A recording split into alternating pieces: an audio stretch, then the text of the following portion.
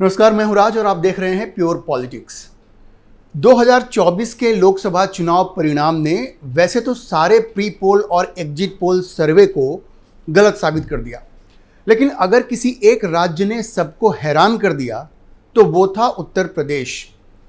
हर किसी का अंदाजा यही था कि अगर भाजपा बुरा प्रदर्शन करेगी तो भी यूपी में उसकी संख्या 1919 के 62 सीटों से नीचे नहीं जाएगी, क्योंकि यूपी में योगी और मोदी दोनों की जोड़ी इतनी ताकतवर है कि ये जो दो लड़के हैं राहुल गांधी और अखिलेश यादव, वो मिलकर भी उनका मुकाबला नहीं कर पाएंगे। लेकिन हुआ कुछ और। भारतीय जनता पार्टी सिर्फ 33 सीटों पर सिमट कर रह गई और इसका परिणाम ये हुआ कि भारतीय जनता पार्टी 240 सीटों पर सिमट गई पूरे भारत में। पूरे भारत में भारतीय जनता पार्टी का जो प्रदर्शन रहा और जो सीटें उसको आई वो थी 240।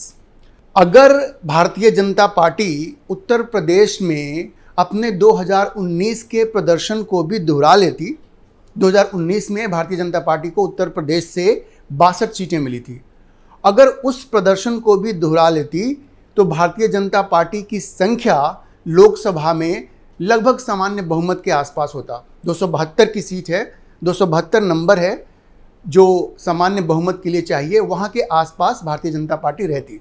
लेकिन उत्तर प्रदेश में उसे जो 30 सीटों का झटका लगा, 2019 में 62 सीटें और इस बार मात्र 33, लगभग 30 सीटें कम हुई, उसका परिणाम ये हुआ कि भारतीय जनता पार्टी को अपने दम पर साधारण बहुमत लोकसभा में नहीं मिल पाया। वैसे एक बात नोट करने वाली है, जिस तरह से यूपी ने 2024 में मोदी को झटका दिया है, वैसे ही उत्तर प्रदेश ने 2004 में अटल बिहारी वाजपेयी को भी झटका दिया था। भारतीय जनता पार्टी को उस वक्त उत्तर प्रदेश से लगभग 10 सीटें मिली थी, जबकि 1999 में उसे लगभग 25 सीटें मिली थी। मतलब 2004 में भी भारतीय जनता पार्टी को 15 सीटों का घाटा हुआ था। अब उसका परिणाम यह हुआ था कि भारतीय जनता पार्टी की जगह कांग्रेस सबसे बड़ी पार्टी बन गई थी 2004 में और सरकार बनाने के लिए पोल पोजीशन में आ गई थी। भारतीय जनता पार्टी को उस वक्त 138 सीटें मिली थी, जबकि कांग्रेस को मिली थी 145। मतलब सिर्फ 7 सीटों का अंतर था। लेकिन ये 7 सीटों का अंतर भी इतना बड़ा था जिसने पूरा खेल ही बदल दिया, क्योंकि कांग्रेस सबसे बड़ी पार्टी बन गई और सबसे पहले राष्ट्रपति जैसे सबसे बड़ी पार्टी को बुलाते हैं तो उसका एडवांटेज हो गया। अब अगर 2024 की बात करें तो भारतीय जनता पार्टी की हार के पीछे वैसे तो कई सारी वजहें बताई जा रही हैं। टिकट का गलत डिस्ट्रीब्यूशन, कैंडिडेट का गलत सिलेक्शन, बीजेपी आरएसएस में खींचतान, योगी आदित्यनाथ का असंतोष, 400 पार नारे का जो डर दिखाया गया, ये जो समाजवादी पार्टी और कांग्रेस ने मिलकर के उत्तर प्रदेश में जो ये कहा कि 400 सीटें इसलिए मांग रहे हैं क्योंकि उनको संविधान बदलना है, तो जो संविधान बदलने का जो डर दिखाया गया, उसके अलावा राजपूतों की नाराज़गी, जो रूपाला ने जो गुजरात में कहा था उसको लेकर के जो नाराज़गी हुई, अब तो ये भी कहा जा रहा है कि बीजेपी के जो मतदाता थे उनका नाम मतदाता सूची में नहीं था, वगैरह वगैरह बहुत सारी जो इसकी वजहें बताई जा रही हैं, कारण बताए जा रहे हैं। वैसे भी कहते हैं कि nothing succeeds like success and nothing fails like failure. अगर आप हार जाते हैं तो फिर इतने सारे कारण गिनाए जाएंगे कि ये बताना मुश्किल हो जाएगा कि क्या सही है क्या गलत है। लेकिन अगर आप विश्लेषण करेंगे चुनाव परिणामों का, तो इन सब कारणों के अलावा जो सबसे बड़ा कारण रहा वो था मायावती की पार्टी बहुजन समाज पार्टी का पूरी तरह से सफाया हो जाना। उत्तर प्रदेश से बहुजन समाज पार्टी का एक तरह से सफाया हो गया है। एक समय उत्तर प्रदेश पर राज करने वाली बहुजन समाज पार्टी इस बार 2024 के चुनाव में एक भी सीट नहीं जीत पाई है। अब पार्टी का जो वोट शेयर है वो गिर करके 9.3% रह गया है इस समय। इस बार 2019 में ये 19.2% था। तो पिछली बार तो भारतीय बहुजन समाज पार्टी को 10 सीटें मिली थी 2019 में, जब वो समाजवादी पार्टी और आरएलडी के साथ वो इलेक्शन लड़ी थी। लेकिन इस बार 9.3% वोट तो आए, लेकिन एक भी सीट नहीं मिली है, 0 सीटें मिली हैं उनको। तो आप ये समझिए कि सबसे ज़्यादा नुकसान जो हुआ है वो बहुजन समाज पार्टी का हुआ है। 2022 के जो चुनाव हुए थे उसमें भी बहुजन समाज पार्टी को 12.8% वोट मिले थे। इस बार उससे भी कम वोट मिले हैं। अब इन सबों का अगर आप देखेंगे तो ये दलित का जो वोट था वो गया कहाँ, सवाल ये पैदा होता है। देखिए, उत्तर प्रदेश में लगभग 21% दलित वोट है और ये मूल रूप से बहुजन समाज पार्टी के वोटर हुआ करते थे। अब इस बार क्या हुआ है कि ये जो दलित वोट बैंक है वो मायावती से छिटक करके इंडिया अलायंस को चला गया है, समाजवादी पार्टी और कांग्रेस को चला गया है। अब उत्तर प्रदेश में 21% दलित वोट है। अब सवाल यह है कि अगर मायावती कमजोर हुई तो ये दलित वोट कहाँ गया? ये दलित वोट जो है वो समाजवादी पार्टी और कांग्रेस की तरफ शिफ्ट हो गया और इसी का सबसे बड़ा नुकसान भारतीय जनता पार्टी को हुआ है। ये जो 400 पार का नारा भारतीय जनता पार्टी ने दिया, तो समाजवादी पार्टी और कांग्रेस ने जा करके जो दलित थे उनके मन में ये डर बिठा दिया कि भाई ये तो इसलिए 400 सीट मांग रहे हैं क्योंकि वो संविधान बदलना चाहते हैं, तुम्हारा आरक्षण खत्म करना चाहते हैं। और इसका असर भी हुआ, और इसका असर ये हुआ कि एक बहुत बड़ा वर्ग दलितों का, खास करके जो जाटव जो समाज है जहाँ से मायावती आती हैं, उनमें से चलो कुछ लोगों ने मायावती को अभी भी वोट दिया है, लेकिन जो गैर जाटव दलित हैं जो पहले भारतीय जनता पार्टी के साथ हुआ करते थे वो इस बार इंडिया अलायंस की तरफ चले गए और इसका सबसे बड़ा नुकसान भारतीय जनता पार्टी को हुआ है। अब मायावती ने तकरीबन 40 रैलियां की हैं लेकिन कोई असर नहीं पड़ा क्योंकि चीज़ें दिख जाती हैं। मायावती काफ़ी समय से बहुत शांत बैठी हुई हैं और एक मैसेज जो गया है कि समाजवादी पार्टी और कांग्रेस ने ये जो चुनाव में प्रचार किया कि वो भारतीय जनता पार्टी की बी टीम बन गई है, उसका भी असर हुआ। लोगों को ऐसा लगा कि मायावती इस स्थिति में नहीं है कि भारतीय जनता पार्टी को वो चुनौती दे सके। और चूंकि ये संविधान बदलने का डर दिखाया जा रहा था, आरक्षण खत्म करने का डर दिखाया जा रहा था, इसकी वजह से दलितों का एक बहुत बड़ा वर्ग जो पहले भाजपा को वोट देता था इस बार इंडिया अलायंस के पास चला गया और इसका परिणाम ये हुआ कि भारतीय जनता पार्टी को जोर का झटका लगा है इस चुनाव में। अब आप देखिए कि मायावती ने 2024 के चुनाव में 35 मुसलमानों को टिकट दिया। सबसे ज़्यादा मुसलमानों को अगर किसी ने टिकट दिया तो वो बहुजन समाज पार्टी थी, मायावती की पार्टी थी, लेकिन सब के सब हार गए। क्यों? क्योंकि इस बार जो पोलराइजेशन हुआ उसमें से 90% से ज़्यादा मुसलमानों ने इंडिया अलायंस को, मतलब समाजवादी पार्टी और कांग्रेस को उत्तर प्रदेश में वोट दिया। वहाँ पर जाकर के मायावती ने जो 35 मुसलमानों को वोट दिया वो मतदाता को, खास करके मुस्लिम मतदाता को प्रभावित नहीं कर पाए।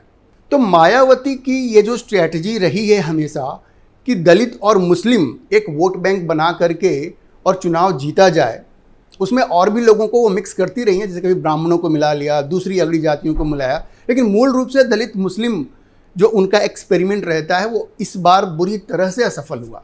अब मायावती इस बात से इतनी नाराज़ हो गई कि उन्होंने ये कह दिया मुसलमानों को कि इतनी बड़ी संख्या में मुसलमानों को टिकट देने के बाद भी मुसलमानों ने हमें वोट नहीं दिया है, तो अगली बार से हमें ये सोचना पड़ेगा कि मुसलमानों को हम टिकट दें या नहीं दें, क्योंकि मायावती का ये दलित और मुसलमान का जो एक्सपेरिमेंट था पूरी तरह से फेल हो गया। 90% से ज़्यादा मुसलमानों ने इंडिया अलायंस को वोट दिया। अब देखिए, मुसलमानों के खिलाफ ये जो गुस्सा है ये सिर्फ मायावती तक सीमित नहीं है। बिहार में, ये तो उत्तर प्रदेश की बात हो गई, बिहार में देवेश चंद्र ठाकुर जो जनता दल यूनाइटेड के सांसद हैं, उन्होंने भी ये कह दिया कि भाई हम मुसलमानों का अब काम नहीं करेंगे, क्योंकि उन्होंने हमें वोट नहीं दिया है। उन्होंने यादवों का भी नाम लिया कि यादव और मुसलमानों ने हमें वोट नहीं दिया है, इसलिए हम उनका काम नहीं करेंगे। गिरिराज सिंह जो भारतीय जनता पार्टी के सांसद हैं, उन्होंने भी ऐसी ही बात कह दी। अब ये जनता दल यूनाइटेड का स्टैंड है कि नहीं ये देखना पड़ेगा, क्योंकि नीतीश कुमार हमेशा से मुस्लिम फ्रेंडली रहे हैं। तो देवेश चंद्र ठाकुर का ये बयान उनका अपना बयान है या उन्होंने बातचीत की जनता दल यूनाइटेड से, नीतीश कुमार से, ये अभी तक उस पर कोई स्पष्टता नहीं है। अब देखिए, गुस्सा इस बात का भी है कि ये जो 90% से ज़्यादा मुसलमान हैं, उन्होंने मोदी सरकार की जो भी योजनाएं हैं उनका भरपूर फ़ायदा उठाया है, ज़्यादा से ज़्यादा फ़ायदा उठाया है, लेकिन सब जगह पूरे भारत में उन्होंने स्ट्रेटेजिक वोटिंग की है, एन ब्लॉक। जहां पे भी उनको लगा कि कोई भी कैंडिडेट जो भारतीय जनता पार्टी या उसके अलाइज को हरा सकता है तो उन्होंने उसको वोट दिया। तो ये गुस्सा वहां से भी आता है और ये गुस्सा एक मनन एक भारतीय जनता पार्टी में भी चल रहा है कि ऐसा आखिर क्यों हुआ, इसके लिए क्या स्ट्रेटजी बनाई जाए कि सारे बेनिफिट्स तो वो ले गए, लेकिन जब वोट देने का मौका आया तो उन्होंने स्ट्रेटजिक वोटिंग की और चुन चुन करके भारतीय जनता पार्टी के उम्मीदवारों को हराया। अब मायावती भले नाराज हो मुसलमानों से, उन्होंने ये कह दिया कि आगे से उनको ये सोचना पड़ेगा कि मुसलमानों को टिकट दिया जाए कि नहीं दिया जाए। सवाल ये उठता है कि बहुजन समाज पार्टी का भविष्य क्या है। मायावती ने खुद ही ये घोषणा करी थी कि आकाश आनंद जो उनके नेफ्यू हैं, भतीजे हैं, वो उनके उत्तराधिकारी होंगे। और आकाश आनंद बिल्कुल चार्ज अप हो गए थे, वो भाषण भी दे रहे थे उत्तर प्रदेश में अलग अलग जगह पे जाकर के, और वो भारतीय जनता पार्टी को टारगेट भी कर रहे थे। अब हुआ ये कि उन्होंने एक रैली में कह दिया कि ये तो बुलडोजर की सरकार है और देशद्रोहियों की सरकार है। ट्रेटर शब्द का इस्तेमाल कर दिया उन्होंने। इसको लेकर के काफ़ी बवाल हो गया, चुनाव आयोग तक बात चली गई, भारतीय जनता पार्टी ने कंप्लेन किया और मायावती ने क्या किया, उसके बाद आकाश आनंद को जो ये पद दिया था उन्होंने नेशनल कोऑर्डिनेटर का, और जो ये कहा था कि वो उनके उत्तराधिकारी होंगे, उसको वहाँ उस पद से उन्होंने आकाश आनंद को हटा दिया। इसका भी एक बड़ा गलत मैसेज गया। देखिए, अगर आपको भारतीय जनता पार्टी के खिलाफ अपने आप को खड़ा करना है तो आपको बीजेपी को टारगेट तो करना पड़ेगा, लेकिन जब आकाश आनंद ने टारगेट किया और मायावती ने उनको हटा दिया तो इसका बहुत बड़ा नुकसान हुआ। सबको लगा कि शायद वो भारतीय जनता पार्टी को हराने के लिए बिल्कुल उस तरह से कमिटेड नहीं है और उनको ये बात पसंद नहीं आई। इसका नुकसान न सिर्फ मायावती को हुआ, न सिर्फ बहुजन समाज पार्टी को हुआ, बल्कि भारतीय जनता पार्टी को भी हुआ, क्योंकि जितने भी मुस्लिम वोट थे वो बिल्कुल और भी पूरी तरह से पोलराइज्ड हो गए और सब के सब इंडिया अलायंस की तरफ चले गए। सवाल यह है कि उत्तर प्रदेश में अब दलितों का नेता कौन होगा। मायावती तो डिक्लाइन पे हैं, वो नीचे की तरफ जा रही हैं। आकाश आनंद दलितों के नेता हो सकते हैं, मायावती ने उनको बनाया भी था, लेकिन गलत पॉलिटिकल जो ऑब्जर्वर्स हैं उनका कहना है कि जिस तरह से आकाश आनंद को हटाया गया वो मायावती को नहीं करना चाहिए था। अब एक नया चेहरा सामने आ गया है, चंद्रशेखर आज़ाद रावण। अब नगीना से वो चुनाव जीत भी गए हैं और उनकी सीधे सीधे आप समझे तो उनका कंपटीशन है आकाश आनंद के साथ कि अब दलितों का नेता कौन होगा। उत्तर प्रदेश में ये बहुत ही रोचक मुकाबला होने जा रहा है आकाश आनंद और चंद्रशेखर आज़ाद के बीच में। लेकिन 2024 में मायावती ने जिस तरह से आकाश आनंद को हटाया और उनका जो परफॉर्मेंस रहा बहुजन समाज पार्टी का, उसका बहुत बड़ा नुकसान भारतीय जनता पार्टी को हुआ। और जो भारतीय जनता पार्टी लगभग 30 सीटें हारी है उसमें मेन वजह ये रही कि दलितों का वोट, देखिए भारतीय जनता पार्टी का अपना जो वोट प्रतिशत है उत्तर प्रदेश में वो मात्र 2% गिरा है। तो जो वोट मायावती की तरफ से छिटके वो चले गए इंडिया अलायंस की तरफ, और ये भारतीय जनता पार्टी की हार में बहुत बड़ा फैक्टर हो गया। अब भारतीय जनता पार्टी को स्ट्रेटेजाइज करना पड़ेगा, ये रणनीति बनानी पड़ेगी कि अब आने वाला जो विधानसभा चुनाव है उसमें इसका कैसे मुकाबला किया जाए, क्योंकि अगर यही वोटिंग पैटर्न रहेगा तो भारतीय जनता पार्टी को चुनाव जीतने के लिए एक नई रणनीति बनानी पड़ेगी। आज के लिए इतना ही। अगर आपको वीडियो पसंद आया हो तो आप इसे लाइक करें, शेयर करें और चैनल को सब्सक्राइब करना ना भूलें।